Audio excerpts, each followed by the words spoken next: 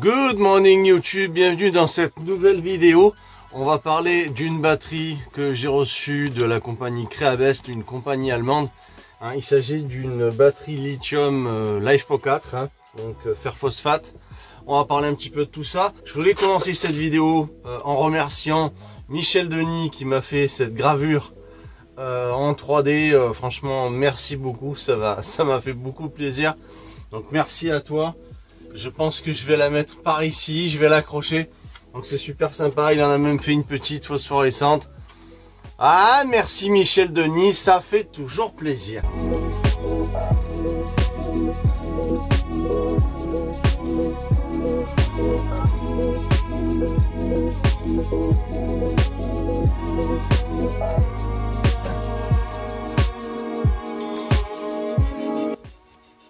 Alors je m'aperçois qu'elle est vraiment bien scellée. Ce que j'aime bien dans cette batterie comparé aux autres batteries lithium, c'est qu'on a une boîte qui est totalement en fer. Donc s'il y a gonflement des éléments à l'intérieur, éventuellement dû à un choc ou un court-circuit ou ce genre de choses, eh bien il y a une boîte quand même qui scelle bien. Ça me fait penser un petit peu à ce qu'on fait Airbus. Elles sont serties dans une boîte en ferraille et c'est quand même bien épais, bien costaud. Ça c'est quand même assez sympa parce que effectivement en cas de problème, c'est une sécurité de plus. Bon, il faut savoir que les LiFePO 4, moi vous savez sur le lithium, je suis pas trop à fond dedans, vous le savez depuis le début. Je vais quand même tester cette batterie, je vais quand même voir ce que ça donne. On va déjà commencer à regarder un petit peu. Alors c'est vrai que là je m'aperçois qu'elle est vraiment bien scellée, alors bien comme il faut, et que j'ai du mal à retirer. Donc ça c'est plutôt un bon signe parce que ça veut dire on entend une espèce de c'est bien comme si elle était collée. Donc ça c'est plutôt un bon point. Ça me plaît bien ça. Ouais, t'entends ce petit bruit? Ouais, voilà, ouais. Donc il y a quand même, elle est quand même scellée. Concrètement, cette batterie, elle est complètement scellée. J'ai démonté toutes les vis autour, si tu veux, du couvercle, et pas moyen vraiment de le retirer. Elle est vraiment collée. Le retirer de force, ça serait vraiment endommagé. L'isolant qu'ils ont mis à l'intérieur, je pense qu'ils ont mis quelque chose tu sais, qui colle et qui sertit absolument les éléments, les cellules. Donc je vais pas forcer, je vais la revisser, je vais la remettre en place. C'est pas la peine, j'ai pas envie de l'endommager, ou éventuellement, tu vois, ça pourrait tirer des fils au niveau du BMS ou quoi, de la carte BMS. Mais ce qu'on peut voir, ce qu'on peut se dire en fait, ce qu'on peut se dire sur ça, le bon côté des choses, c'est que c'est pas seulement une plaque en fer qui est posée dessus, tu vois. Ça me plaît bien. Je vais remettre toutes les vis déjà dans un premier temps. Alors ce qu'il faut dire sur ces batteries, déjà je remercie la compagnie Creabest qui a voulu m'envoyer cette batterie pour en faire un test, pour voir un petit peu ce que ça donne. Ce que je peux vous dire sur cette batterie, c'est que c'est pas une batterie qui est Bluetooth avec une application ou quoi, pas ce modèle là. C'est une batterie qui est de 172 ampères-heure. On a la façade de ce côté. C'est une batterie qui fait 27 kg. Donc on est 2 fois plus léger que sur une batterie, par exemple la gel que j'ai de 250 ampères-heure est à 65 kg. Et même si elle était de 200, elle ferait quand même 60 kg. Donc on a effectivement la moitié du gain en poids sur ces batteries là. On va voir combien, puis c'est également, on prend beaucoup moins de place. Quand tu vois une batterie à gel en 200 ampères, ça fait bien cette taille là, sur cette largeur et beaucoup plus haut. Donc effectivement on a un gain de place, gain de poids, donc ça c'est quand même intéressant. Ce qu'on peut voir, alors ce qu'on va voir, ce que je vais vous montrer également, c'est ce que je prévois de faire avec cette batterie. Alors j'allume le multimètre et on va regarder un petit peu à combien on est en sortie d'usine, en puissance. Donc là on est donc bien à, voilà, on est à 13, 16 ce qui est quand même pas mal. Alors ce qu'on peut dire de cette façade, c'est que on a cette possibilité aussi de dévisser les bornes, hein, et de pouvoir y mettre une grosse cosse en dessous, ou alors tout simplement les cosses traditionnelles voitures, hein, comme tu les connais. On a ces deux possibilités.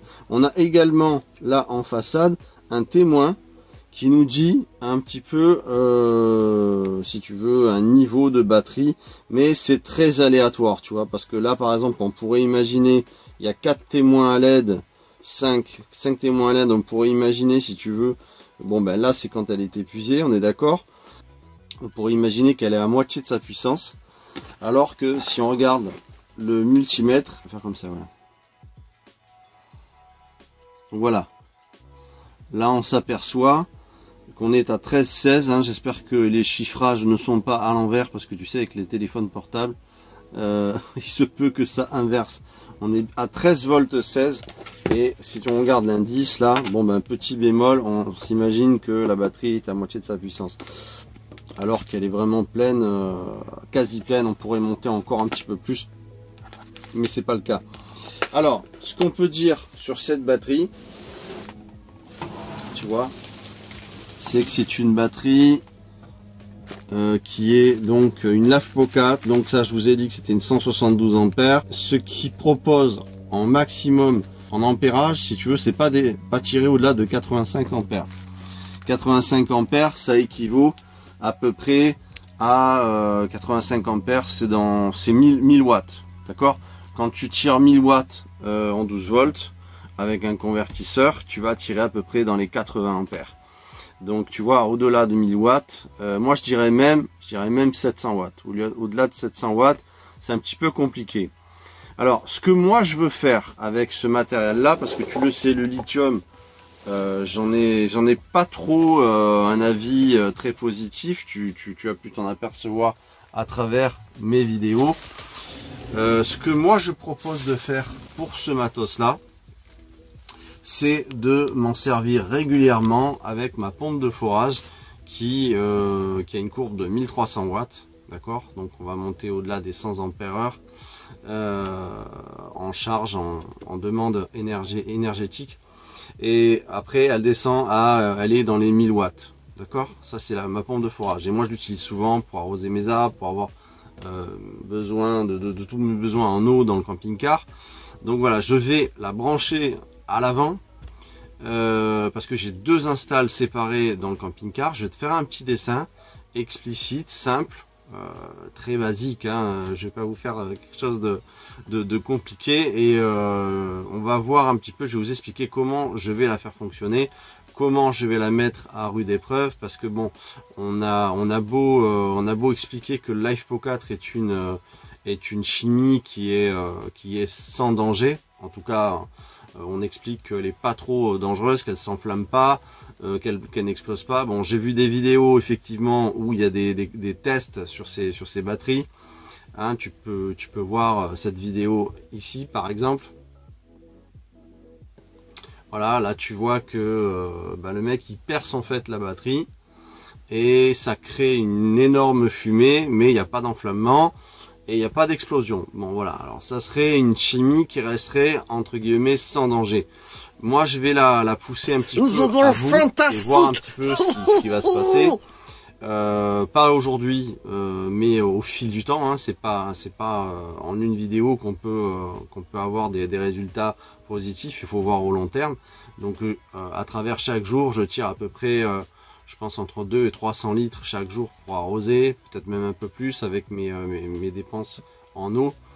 Donc on va voir ça. Il faut tirer un petit peu du temps, au moins sur un mois, 2 mois, voire un trimestre, voir si il y a un dysfonctionnement de cette batterie. Si je m'aperçois qu'elle gonfle, c'est vrai qu'avec cette boîte métallique qui est bien épaisse, hein, c'est vraiment du costaud.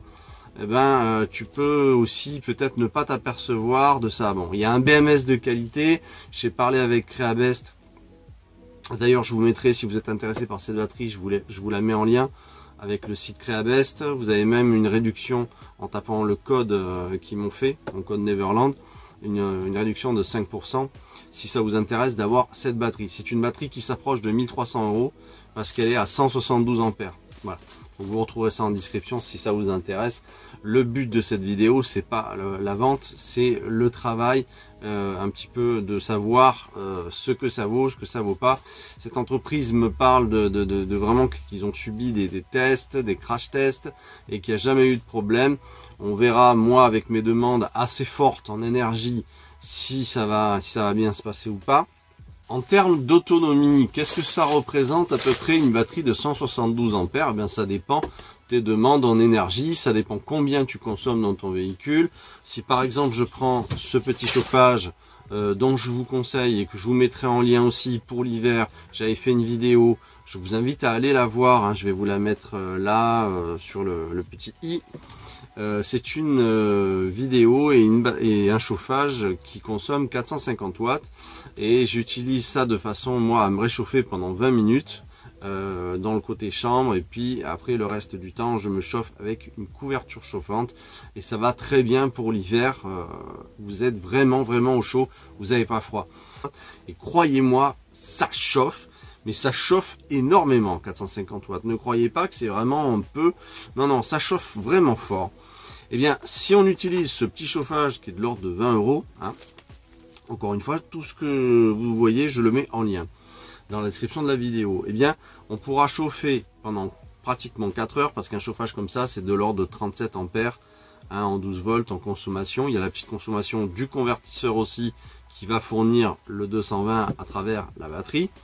Eh bien, à ce moment-là, vous avez à peu près 4 heures de chauffage avec une batterie de ce style de 172 ampères. À savoir que les batteries LiFePro 4 ont une meilleure durée de vie, hein, on parle de 3000 cycles et après elles vont commencer un petit peu à s'abîmer au niveau de ses capacités. Ça vieillit très bien. Voilà. Ce qu'il faut voir maintenant, c'est encore une fois le long terme. Bon, je vais vous faire un petit gris-gris pour vous expliquer mon système et comment on va utiliser cette batterie et comment je vais la mettre à rude épreuve pour voir un petit peu sur le tas ce que ça va donner. Parce que vous comprenez bien que si vous tirez de l'énergie toute simple pour allumer votre camping-car, votre véhicule, que vous avez des petites demandes en énergie, faire fonctionner la glacière à compression que j'ai pu proposé sur une autre vidéo et qui consomme au départ dans les 4 ampères et quelques de l'heure et après qui descend, c'est pas du tout un problème. Alors le problème, si tu veux, du système lithium, c'est qu'il faut empêcher absolument de faire chauffer un maximum ce matos. Quand tu commences à faire chauffer ce matos, ça commence à être un petit peu chiant au niveau de l'instabilité, mais bon, comme c'est un système fer-phosphate, il y a plus d'avantages et il semble que ça fonctionne mieux au niveau des surchauffes. Maintenant, la foutre en court-circuit, par exemple, tu viens à faire un court-circuit par exemple avec les deux bornes là, avec un outil, si tu fais ça avec les deux, je te garantis que les cellules vont se mettre à gonfler. Mais bon, ils disent que ça prend pas feu, ils disent que ça n'explose pas. Alors, visiblement, d'après les tests et les vidéos qu'on a pu voir, ça a l'air de bien se passer, mais ça reste quand même quelque chose qui n'est pas de l'ordre de nos batteries habituelles qu'on a pu connaître au gel ou AGM ou ce genre de choses. Voilà, c'est quand même une autre technologie, une autre chimie, et il faut pas la prendre, il faut prendre en compte ses possibilités, les mesures de sécurité, un endroit où elle va pas prendre de choc éventuellement, si possible en cas d'accident, mais bon, ça encore une fois c'est difficile, ça dépend de l'impact qu'il pourrait y avoir. Ce que j'aime bien justement, c'est le côté qu'elle est protégée, donc les cellules vont pas morfler. Ça vraiment, ça me plaît, ce truc qu'elle est vraiment bien sertie dans une boîte en fer qui est bien costaud. Ça, je trouve ça génial. Et puis vous avez vu, j'ai essayé de retirer le couvercle et ça l'a pas fait, quoi. Il n'y avait pas moyen, elle est vraiment bien sertie, il n'y a rien qui balade, c'est vraiment du bon matos. Creabest, je trouve que ça assure. Je vais vous faire un petit dessin, on va voir un petit peu, vous allez comprendre comment j'utilise mon système. Alors concrètement, dans mon camping-car, je vais vous faire un petit gris-gris, pas très beau, hein. C'est juste pour le dessin, d'accord? Voilà, pour expliquer. Alors, ce qui se passe, c'est que moi, j'ai donc dans ma soute, j'ai une batterie que vous avez vue récemment, qui est une batterie gel de 250 ampères, ampère-heure, d'accord, et qui est reliée à un régulateur MPPT, voilà, et un panneau solaire externe de 310 watts. D'accord? Donc ça, c'est mon installation à l'arrière pour pouvoir alimenter un convertisseur. Donc là, il y a un convertisseur. On va dire, bien sûr, c'est rudimentaire, hein. Et ce convertisseur alimente tout le camping-car électriquement. C'est-à-dire que le convertisseur, je l'ai relié à la prise. Tu sais, tu as une prise externe dans ton camping-car où tu branches en 220, d'accord? Bon, et ben mon convertisseur, il est branché sur mon système. Donc là, du coup, j'ai complètement condamné. Enfin, je peux encore mettre du 220 par l'extérieur, mais je suis obligé de débrancher l'arrivée avec mon convertisseur, sinon je brûle tout. Donc moi qui suis en autonome dans un terrain, j'ai pas du tout de DF, d'accès au 220, et je préfère être totalement autonome, même si je vais sur des spots ou que je me déplace, je préfère avoir mon système à moi. Donc le 310 watts, si tu veux, il fonctionne en extérieur à Neverland sur mon terrain. Je l'ai pas posé. Pourquoi? Parce qu'arrivé l'été, je le mets très loin avec 10 mètres, avec du 6 carré en câble pour pas perdre d'énergie, qui va rejoindre mon MPPT, d'accord? Et moi je reste à l'ombre, c'est-à-dire que le camping-car il est ombragé et le panneau solaire il reste toute la journée au soleil.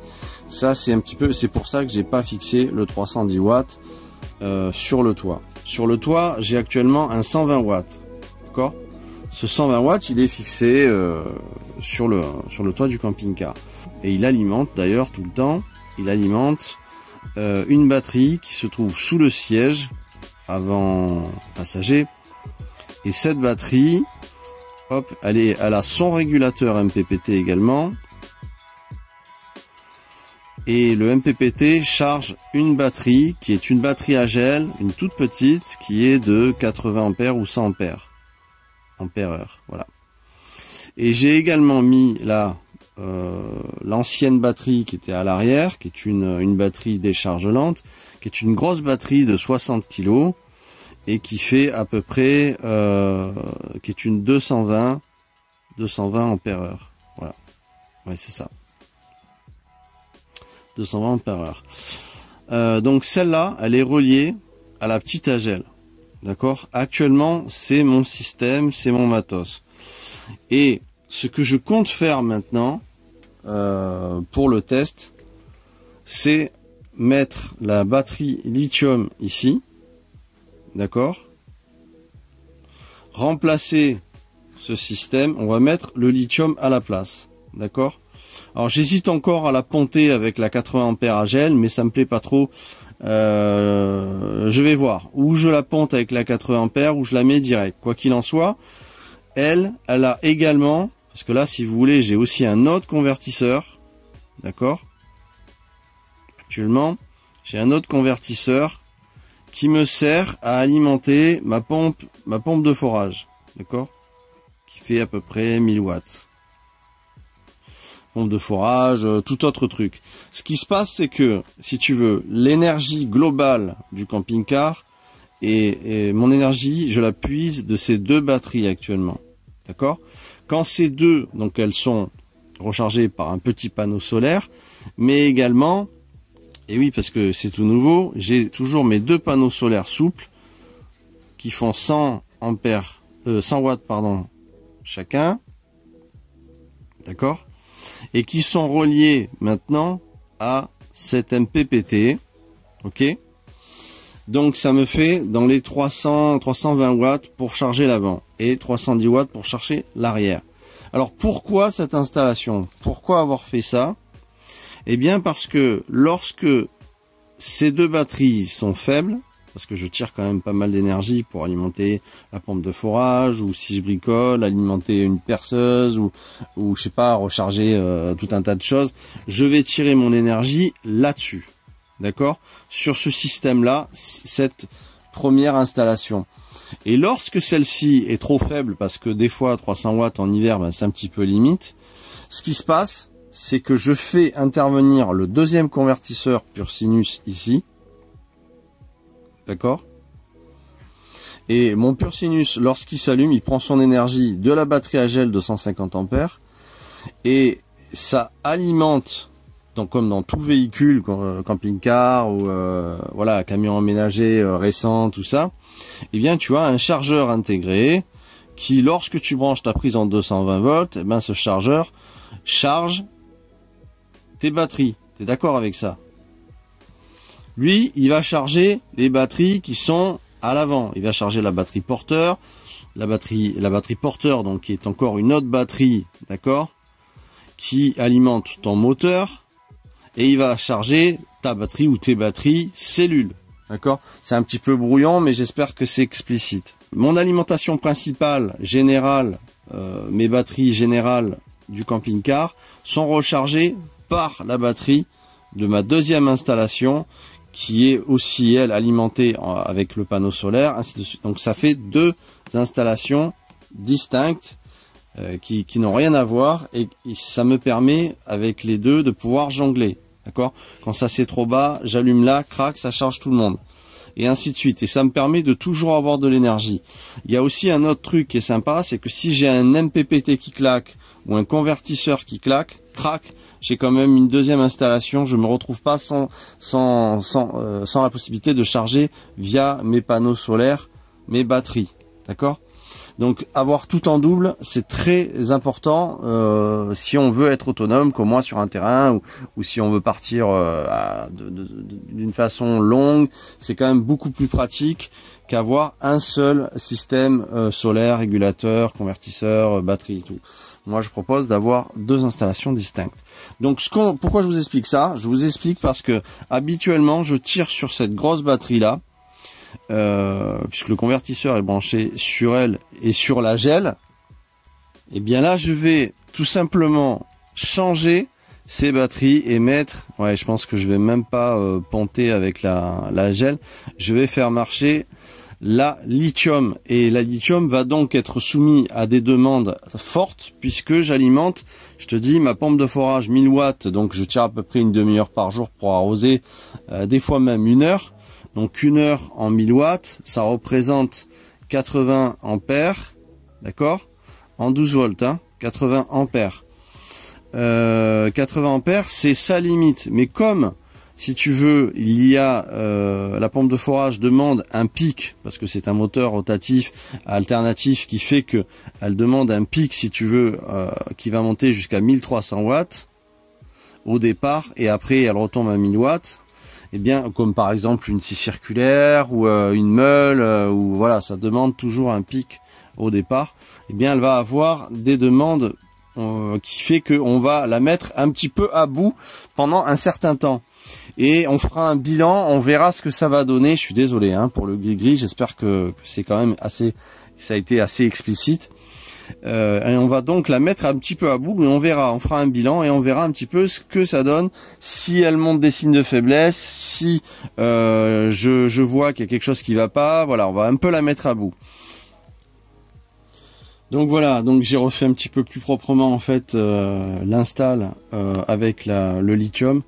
Donc les deux panneaux souples ballants avec 10 mètres de câble hein, que j'utilise essentiellement aussi pour l'été, mais voilà, avec du MC4 bien sûr qui rejoint le MPPT, et le 120 watts sur le toit du camping-car qui va alimenter la batterie lithium 172 ampères, la LiFePO 4. On va voir un petit peu.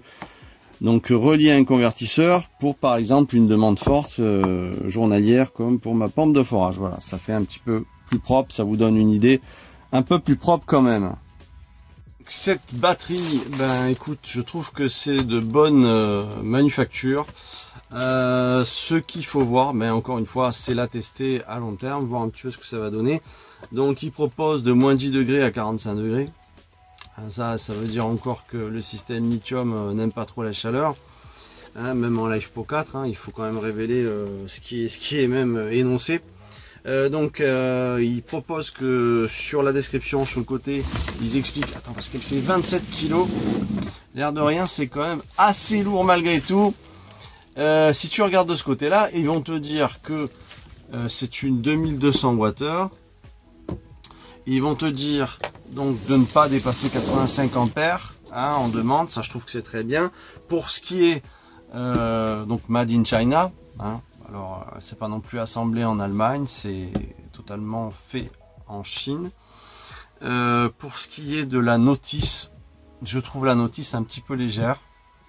Au niveau sécurité, au niveau précaution, je pense qu'on aurait pu faire quelque chose de mieux, de mettre plus, si tu veux, l'accent sur attention au court-circuit, hein, encore une fois, attention au montage, au câblage, au niveau protection fusible aussi. Je trouve que c'est un petit peu... c'est pas assez. Alors ok, il y a un bon BMS, encore une fois, bon, d'après ce qu'ils me disent, ils bossent avec Mercedes, donc ils font du bon matos et ils travaillent avec une manufacture chinoise qui est sérieuse. Ça c'est bien, mais je trouve que effectivement la petite notice est un petit peu léger niveau sécurité. Il y a le b.a.-ba, mais il faut en parler un peu plus. Voilà, c'est-à-dire que les gens quand ils voient Max Sarge, ils sont pas à même forcément de savoir qu'il faut pas tirer plus que 85 ampères, sinon ça risque d'être un petit peu chiant parce que les éléments vont se mettre en chaleur. Je trouve qu'il faudrait un petit peu détailler plus explicitement, plus simplement aux gens, parce que voilà, pas tout le monde est au courant un petit peu en électricité, et ça c'est un petit peu dommage. Bon, cette batterie, c'est quand même du matos qui a une certaine somme, hein, tu l'as compris, on s'approche de 1300 €. Si tu veux aller voir un petit peu tout ça, va dans la description, tu vas découvrir un petit peu le prix, les réductions, ce qu'ils proposent. C'est un site sérieux, l'emballage, je trouve que c'est juste énorme. L'emballage, c'était emballé, mais vraiment, vraiment bien. Il n'y a rien à dire, c'est vraiment super et je trouve ça sérieux. Voilà, pour ce qui est de la suite, eh bien, je vais te tenir au courant. On va faire une série de tests, je vais vraiment la pousser à bout. Hein, tu sais que moi, le matos, je le mets à rude épreuve, hein, ne serait-ce que parce que je l'utilise chaque jour. Et donc, j'ai des demandes qui sont régulières, mais aussi très fortes, parce que je m'amuse à chauffer de temps en temps à l'électrique. Donc voilà, je pousse quand même. Il ne s'agit pas d'alimenter seulement des LED et une pompe à eau ou même une glacière à compression qui demande très peu d'ampérage. Moi, je tire conséquemment parce que j'ai besoin d'énergie ici sur mon terrain. Voilà, donc on va voir tout ça, le bilan par la suite de cette batterie. Bon, pour la monter, c'est tout bête. Je vais pas montrer dans cette vidéo comment la monter, parce que je trouve que c'est ce que montrent toutes les vidéos de chez Creabest. Ils montrent comment les monter. Et c'est juste retirer le siège pour la plupart des camping-cars ou des camions quand ils ont la batterie cellule sous le siège. Et puis crac, ils mettent les plots, ils la branchent, c'est tout bête. Voilà, donc pour ça, je vais pas le montrer dans cette vidéo. Par contre, je vais effectivement mettre ce matos à rude épreuve. Je te tiens au courant, YouTube, de la suite de cette petite batterie. Et puis si tu as des questions, si tu as des commentaires, si tu es tombé par hasard sur cette vidéo, eh bien n'hésite pas à t'abonner, à mettre ce fameux petit pouce, hein, ça soutient un petit peu la chaîne, et puis mettre un commentaire, il n'y a pas de problème, ça sera avec plaisir de te répondre. Je vous dis à très vite. On va laisser passer un petit peu de temps. En attendant, il y aura quand même d'autres vidéos qui arrivent. J'ai d'autres sujets, j'ai un sujet important à te parler très vite. Et puis cette batterie lithium fer phosphate, on va voir un peu ce qu'elle a dans le ventre. Je vous dis à très vite les enfants, soyez sages, protégez-vous, soyez safe, et puis on se voit très vite. Ciao, ciao.